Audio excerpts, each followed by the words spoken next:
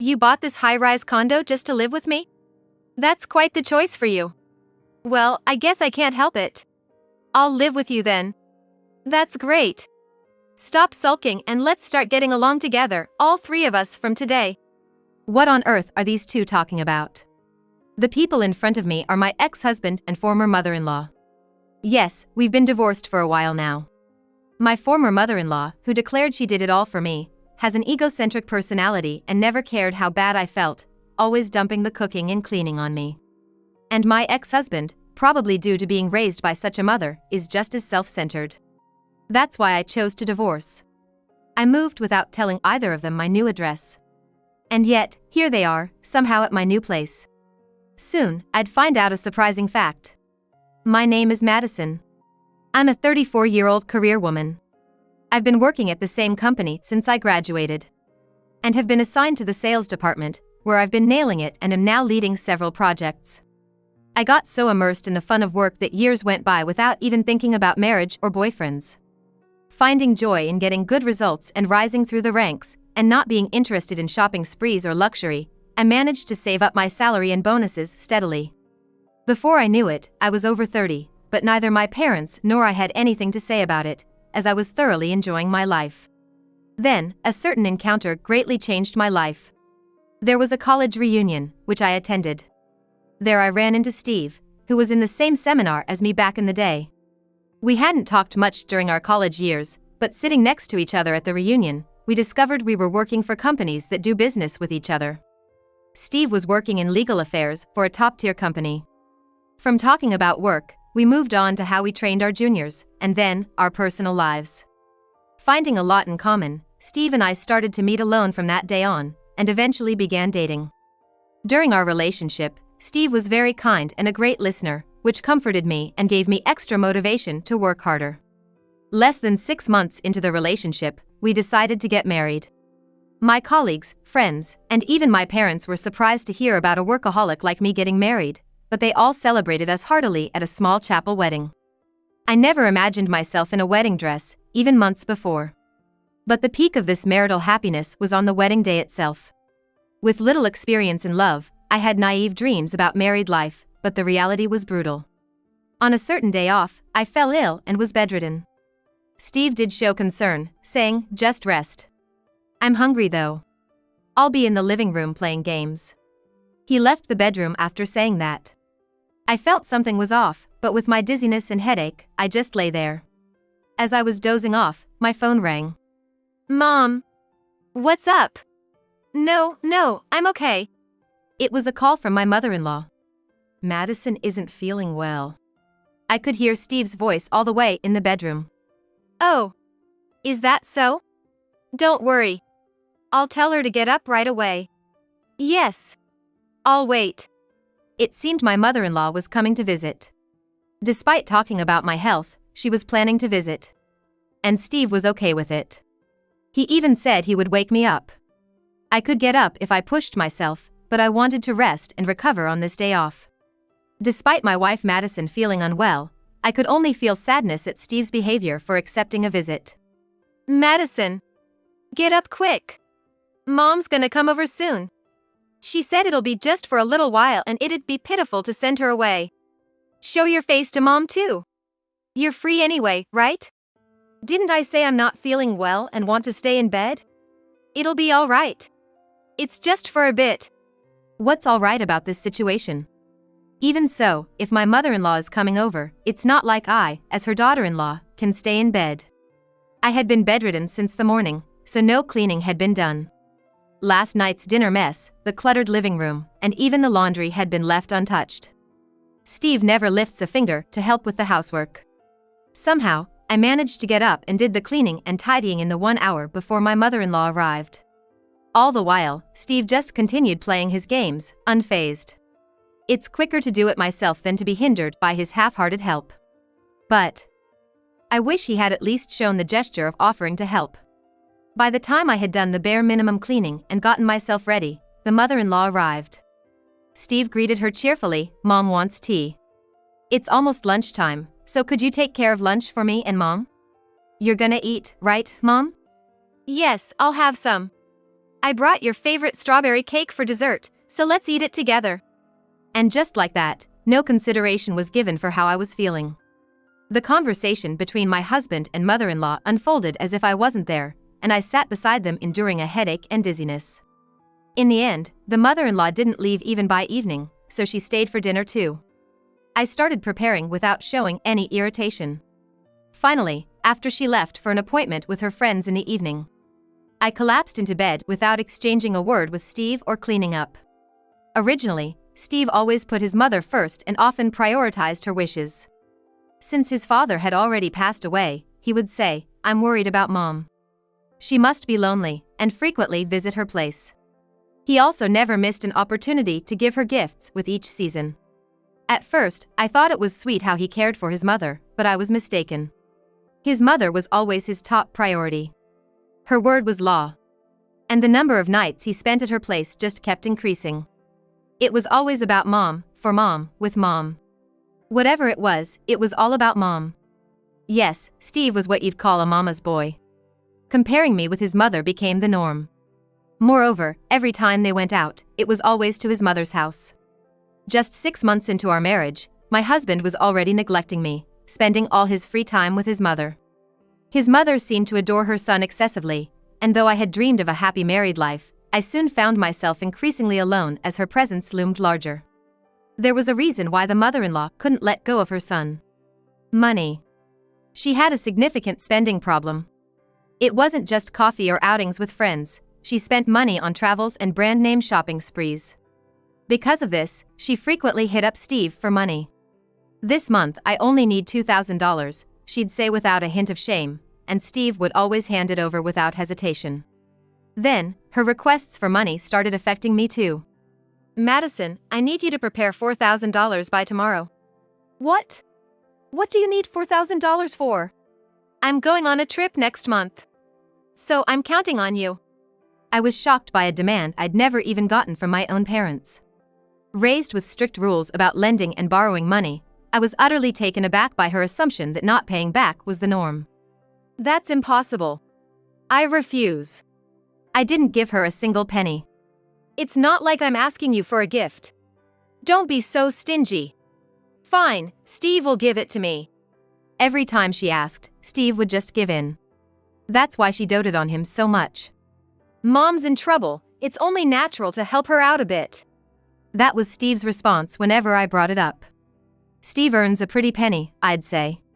"We're both working, so each month we pitch in a set amount, and manage our own money beyond that." I have no clue how much Steve saves or what he spends it on. But the couple $100s his mom was asking for has ballooned into a couple thousand. There might be financial dealings happening that I don't know about. At this rate, it could start affecting our household finances. "Hey Steve, don't you think we should increase our savings each month, considering the future? For the kids we might have, and eventually, I'd like us to buy our own house. If I had that kind of money, I'd give it to my mom. Madison, you should chip in and help my mom out each month, too." That was his reply. I bet he isn't saving a dime. When I show up at my in-laws, to my mother-in-law, I'm just a maid who works for free. The house my father-in-law left behind is quite impressive and spacious. I'm tasked with everything from cooking, cleaning, to gardening and window washing. Still, being married, I complied without complaining. "Madison, I'm really sorry to ask this of you every time. I just can't clean anymore since my legs have gotten weak." The woman who gallivants daily, what is she even saying? I smiled politely at my mother-in-law while muttering this in my heart. She just enjoys bossing me around. My oblivious husband neither helps me nor does he see the need to, believing instead that his mother is toughening me up to be a good wife, thinking she's incredible for it. Then Steve said something unbelievable.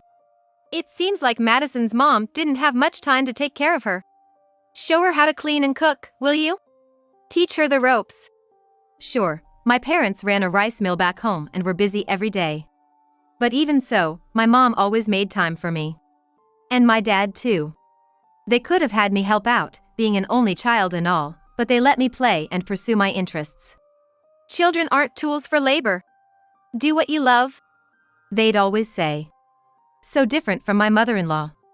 Finally, I stood up to Steve. For the sake of my parents who cried tears of joy at our wedding and for my own sake. What are you talking about? My mom took great care of me. Don't you think there's something wrong with what your mom is saying? Can someone who's too frail to clean go out and travel every day? She's just shoving her housework onto me. I refuse to do your family's chores anymore. I don't want to come here again. However, the response I got from Steve was filled with anger. How can you say such awful things about my mom? She's just trying to make you into a proper wife. You're demonizing her without a shred of gratitude. If you're gonna talk like that, we might as well get a divorce. With that, Steve yelled and to my shock, pulled out a divorce paper from his bag. He filled it out and threw it at me. How about that? I'm serious. If you apologize to me and my mom, maybe I'll forgive you. If you don't want to get divorced, apologize right now. That's right. You'd be the one in trouble if Steve left you. Apologize now. He's rooted in old-fashioned values. In his world, a wife is below her husband and mother-in-law, expected to obey their every command. Standing up to one's husband is unthinkable. He assumes that threatening divorce will make a wife beg with tears and apologize. But I was certain this marriage was no longer bringing me happiness, nor was it going to get any better. Seeing me silent, Steve smirked and tucked the divorce paper back into his bag. Reflect on this while I'm away on my business trip.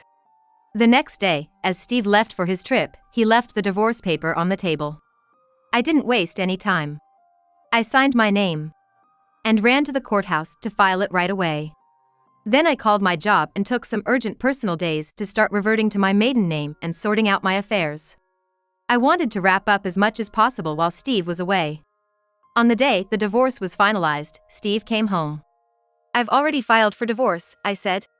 When I handed him the envelope from the city hall, his face turned bright red with anger, and he yelled, Do you really want to put us through all this trouble?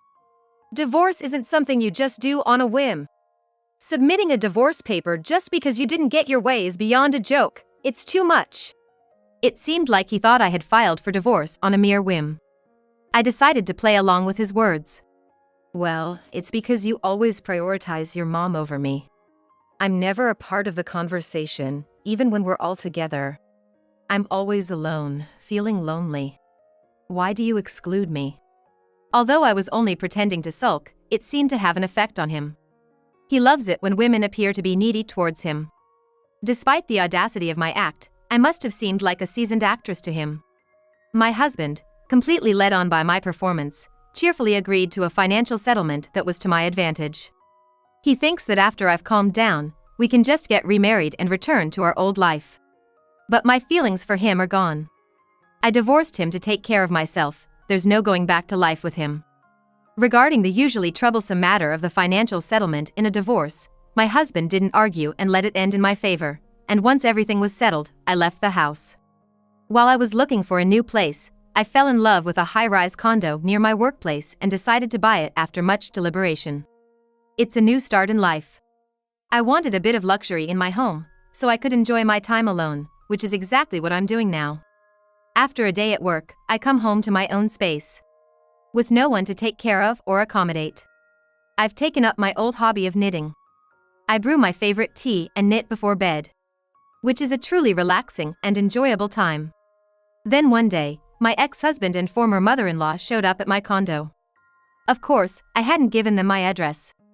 I couldn't find the right words over the intercom and remained silent as my mother-in-law caused a scene at the entrance, calling out my name. To avoid bothering my neighbors, I reluctantly let them in through the front door. How did you know where I live? Oh, we hired a private investigator. Forgot to ask you where you moved. We were worried about how you were doing, and Mom had it looked into. He said as if it was the most natural thing in the world. After a divorce, there's no way I would tell them where I moved. Yet here they were, using a private investigator to intrude upon me. I felt a chill down my spine. I was desperately thinking about how to get rid of this parent and child. The mother, acting like a young girl despite her age, was shamelessly peering into my house, craning her neck and squatting to get a better look. Just as I was about to scold her, she blurted out something unexpected. It's not as shabby as I thought. Did you buy this high-rise apartment to live with me? You chose a nicer place than I expected. Well, I guess I'll have to move in with you. Great. No more sulking. From today on, we'll all live together happily, my ex-husband chimed in with a grin. What? What is she talking about? Move in here? I was dumbstruck. The idea that they were proposing to live with me hadn't crossed my mind, and I couldn't understand why they would say such a thing. I was left pondering how to respond. The smile on my mother-in-law's face was unnerving. Next to her, my ex-husband was smiling ear to ear. That's the best choice indeed. He found himself agreeing with my mother-in-law's opinion. Madison, it must be lonely to live here all by yourself forever, right? That's why I came with Mom today. I'll let bygones be bygones. I'll forgive you. You must have reflected on it, and from today on, we'll live here, the three of us. My ex-husband proceeded with the conversation as if it was a done deal. The two of them looked at me as if it was a matter of course, but it was clear from their expressions that they were dismissing my wishes. My words didn't reach them at all. I absolutely refuse. Please leave immediately. I don't mind if you never forgive me. You are now strangers to me. Our ties have been severed. Please do not come back again. I responded firmly. My ex-husband was taken aback, likely expecting me to readily agree. What? Why? You're serious? You bought this place wanting to live with Mom, didn't you? Don't say such things, please. And here I thought I was doing this for your sake. They must have been expecting a completely different reaction. They couldn't hide their surprise at my rejection.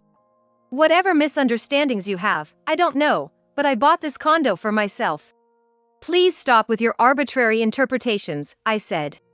I'm saying I'll forgive you. It seemed in my ex-husband's mind, I was still being stubborn just to cause them trouble. He began to show an arrogant attitude as if he was doing me a favor by forgiving me. If things stay like this, you'll end up living alone here for the rest of your life, with neither me nor Mom around, you know? You're gonna be all by yourself forever? Yes. That's what I want. You're not welcome in my home. Please leave. We are no longer family. The relationship is over. Don't ever come back. I stated clearly, but it seemed not to penetrate my ex-husband's understanding. He must have thought I was too stubborn to back down. His actions were self-serving, twisting the situation to his liking, without attempting to understand my words. He scoffed at my words and, when I tried to close the door, he pushed past me to enter the house. Being pushed by my ex-husband, a man, I was helpless and fell into the hallway. Ah! I let out an unexpected loud scream. After a while, a neighbor opened their door. Realizing this, my ex-husband and his mother tried to hurry inside the house. With a puzzled look, I pleaded to the neighbor, please call the police. Hey! What are you saying? For me, this was trespassing. I called 911 myself. Come quickly, please! Because the call came from the same location, the police car arrived promptly. Come in! The neighbor, to protect me from my ex-husband, kindly let me into the entrance and locked the door. Are you okay? They asked me gently. My ex-husband banged on the door violently, shouting, "No, it's not like that. I'm the husband. I just came to visit my wife." My mother-in-law was also raging in the hallway. Hey, don't touch Mom. Madison, say something. It's because you wouldn't even give us your address that we had to go digging around for it. Oh, you. Not only did you tarnish my son's reputation, but you had to treat me this terribly too? What a terrible daughter-in-law you are. Apologize right now. The incredible volume of their voices echoed down the hallway. Given that it was a weekend morning, it's likely that many residents were home. One by one, doors began to open, and the commotion escalated to the point where onlookers started to emerge. Fortunately for me, though I was new to this apartment complex, I always made sure to attend the meetings and was known for being considerate despite my youth, so I had already established a relationship of trust with the other residents. Despite the disturbance caused by my ex-husband's sudden appearance, I wasn't shunned. Instead, everyone was kind, asking if I was all right and if I needed help, just give them a shout. Based on testimonies from neighbors and other local residents, my ex and his mom were taken away by the police for trespassing. The neighbor who I had asked to call the police, despite being inconvenienced, said, "I work in the legal field, so I know a lawyer who's an expert on stalking." I'll introduce you, and he did just that. Come to think of it, my ex-husband used to work in legal affairs too, but he seems completely oblivious to the laws he's breaking. I bet he'll never realize it. A few weeks after the incident, an old friend from college reached out to me. She said she saw my ex-husband walking happily with a young child. It was a message asking when he had the kid. Since I hadn't informed her of my divorce, she assumed the child was mine. It hasn't been that long since the debacle. Could it be that my husband, who was supposed to be reconciling with me, has found a new lover already? That's his prerogative, and it has nothing to do with me. If he has a new lover, perhaps his obsession with me will fade. But, a young child. That snagged my attention. Would my mother-in-law ever approve of a romance with a woman who already has children? I asked my attorney to conduct additional investigations to uncover his background. A reputable detective agency, arranged through the law firm, took on the task of investigating my ex. And then, I was informed of the shocking result. My ex had been cheating on me long before our divorce. Though my feelings for him had long since vanished, I never imagined that he had been betraying me from the start. I thought all the weekends he spent with his mother, staying at his parents' house, leaving our home empty, were for family obligations. I was told so, and seeing how his mother acted, I had no reason to doubt it. But in reality, he was probably going to see his mistress. I could feel my heart in turmoil. To my ex-husband, all women are inferior to him. Except for his mother, who reigns supreme in his life. He thinks it's okay to ridicule or scorn any other woman, including me. While having a wife, the act of cheating, as well as convincing himself it's only right to get back together with his divorced wife, stems from him painting things in a light that suits him. Even as he's pressuring me for reconciliation, he's still seeing his mistress. In his mind, this situation makes perfect sense. As I pore over the investigative report, it indicates that despite having no intention of marrying, he's been leading his mistress on with talks of a future. He's been keeping her hopeful to maintain their affair. And then there's the young child he was seen walking with. The legitimate child of my ex-husband, born by his mistress. Yes, he had two families. The child was born around the time he and I were married. Unaware of anything, the report made me feel more nauseous than sad or angry. Following my attorney's advice, I immediately switched to filing for damages due to the affair. If it's within 3 years of discovering the infidelity, one can file a suit.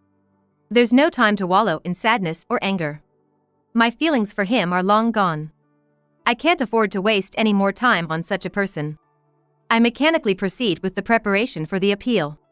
Simultaneously, I'm suing the mistress for damages due to her infidelity. Upon learning of my ex-husband's mindset, who hasn't given up on reconciling with me while still implying marriage to his mistress, Emily, is furious. I'll sue for marriage fraud. He'll never see the child again. But just hinting at marriage is unlikely enough for a lawsuit. I thought I'd probably end up just crying myself to sleep, but to my surprise, it turned out he had taken a significant amount of money from Emily, claiming it was for their wedding fund. And, of course, the money ended up with my mother-in-law. Her spending habits are out of control, her demands ever escalating. Steve was trying to appease his mother, who was upset with the complications between us, by granting her the dream of an overseas trip on a luxury cruise ship. He reserved the best room and had also booked the most luxurious hotel.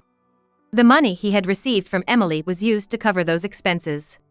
Once she learned this, Emily managed to bring about a legal case. I'm claiming damages for the affair, child support payments, and now he's being charged with fraud.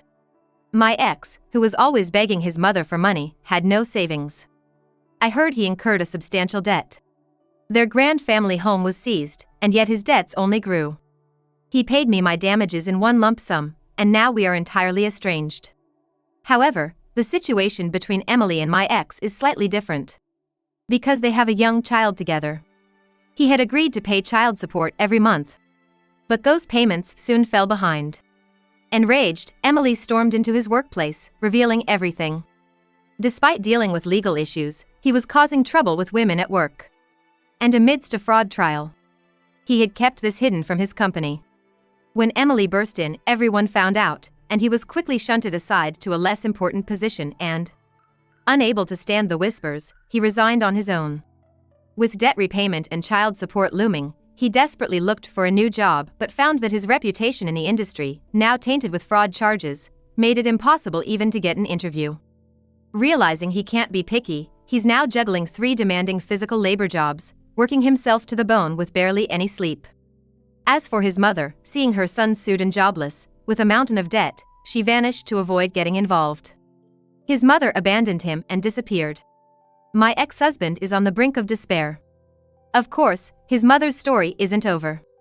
Unable to curb her spending, she too has racked up considerable debt. Without a home, she's found herself borrowing easily but facing harsh repayment conditions. Soon falling behind, she's now working tirelessly, constantly under the watchful eye of some unsavory characters. Meanwhile, I'm diving into my job as a sales manager. Taking on new projects, I'm achieving groundbreaking results, and now, with a life of my own, I can even make time to study. My growing expertise has won me the trust of clients and led to a surge in company sales. I've been promoted to the first female executive at the company. And there's even talk of me rising to higher positions. I'm not letting it get to my head, though. I'm working hard and looking to keep contributing to the company. Now single, I've been getting a lot of blind date invitations from girlfriends, but I'm turning them all down to focus on my hobbies and studies. Since it's my own life, I want to devote it to what I love and live with my head held high. Also, I do hope that someday I'll meet someone with whom mutual respect is possible, but that thought I'll keep tucked away in my heart for now.